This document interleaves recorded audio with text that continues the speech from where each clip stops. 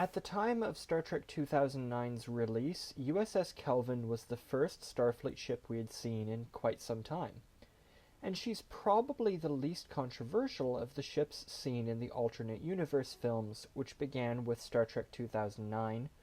Good job with the name, JJ. You are almost as good with naming movies as you are with making them. Almost.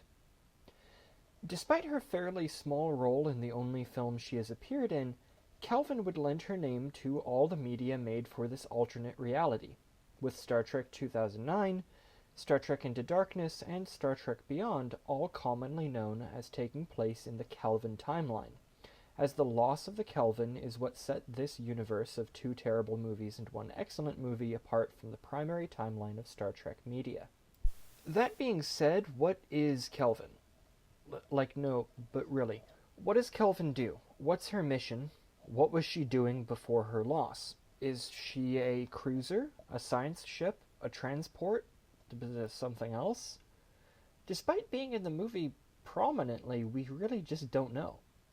And so in this video, I want to go over the evidence and try and come up with a headcanon of my own to explain the Kelvin.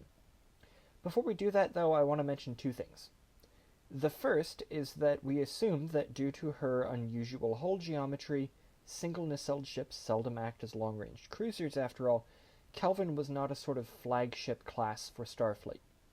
And second is that aside from the ship's overall appearance, we are not accepting all on-screen elements of Kelvin for our purposes, as otherwise we have a stupidly large, mostly empty, poorly lit, poorly ventilated, badly designed ship.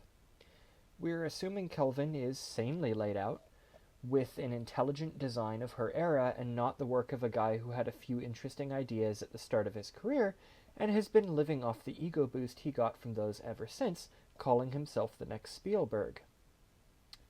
Okay, minor rant out of the way. Let's begin the video with an exploration of the on-screen evidence that we are accepting for Kelvin. What evidence are we accepting? Well, the things that make sense, basically. So, if we ignore the stupid stuff, we are left with a USS Kelvin which was seemingly conducting deep space missions with a large crew, including married couples. We see that Kelvin does have a significant armament and large shuttle bay, hosting significant numbers of embarked small craft as well.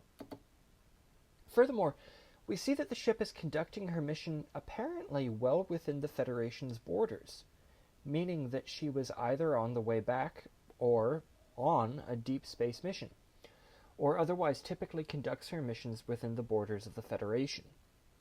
And that pretty much, that's about it. I mean, really. We see what seems to be a deeply unpleasant interior, where the crew are expected to live in apparently dark and apparently damp conditions with massive and cavernous internal spaces, but as mentioned, we're ignoring those as stupid.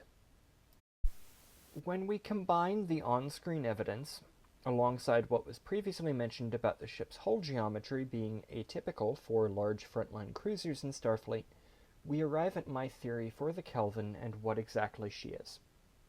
In my mind, it would make sense for the Kelvin to be a planetary surveyor and support ship, using her large shuttle bays to support charting and mapping of potential colony sites, as well as supporting colonies should they find themselves in need of support from Starfleet.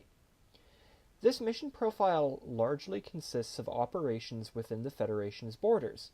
It would not require a very fast ship or a crazy long-ranged vessel either. So you could get away with a single nacelle design rather than fork over for the added expense and complexity of a dual nacelle design. So that is my theory of the Kelvin. Just thought that it would be a quick little video idea to explore. I don't particularly like the JJ-verse movies, except Beyond, which is excellent, and I think that's because Mr. Abrams wasn't really involved from what I recall, and I especially don't like the ships from the films. The Kelvinverse Enterprise is horrible at nearly every angle, and most of the other ships are not much better, and don't even get me started on the supposed scale of the ships, which rival Imperial Star Destroyers in size inexplicably, because I guess JJ was... I'm not going to make the joke, but if you watch Shrek, when they find Lord Farquaad's castle. He makes a joke that I think is applicable here.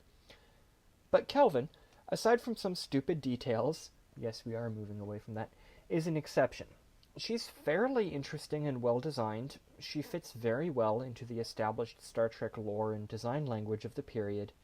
And because she is an unusual design, I think that she fits very well as a support ship for the fleet.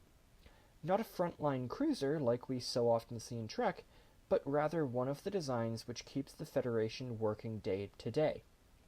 Let me know what you think about my theory, what you think about the JJ films, and what you think about Kelvin herself. Thank you to the channel's patrons over at Patreon, which is linked below. Also, if you want any of the artwork made for this or really any other video that I make quite a bit of art for these videos.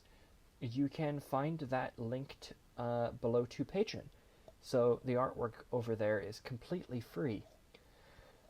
If you want to support the channel, please do. That would be kind of cool, but you don't have to. I mean, I'm not telling you how to live your life or who to give money to.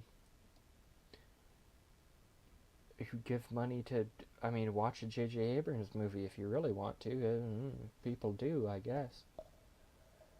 Is this video just like a secret dig at J.J. Abrams for ruining Star Trek and Star Wars? And kind of messing up Lost by not ever answering any of the questions? J.J. Abrams is very, very good at the, ooh, what's this? It's a mystery, and terrible at answering the mystery. He's bad. He's bad at his job. That's the answer. Anyway, I'm leaving.